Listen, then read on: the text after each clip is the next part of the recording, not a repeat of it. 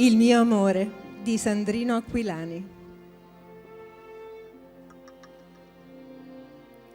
Il mio amore è tutto quello che sta tra la gioia di averti e la paura di perderti.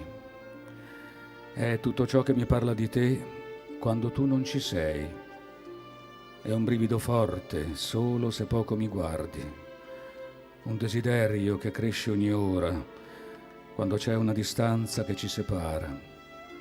È il cuore mio che reclama perché avrebbe voluto incontrarti almeno un secolo prima.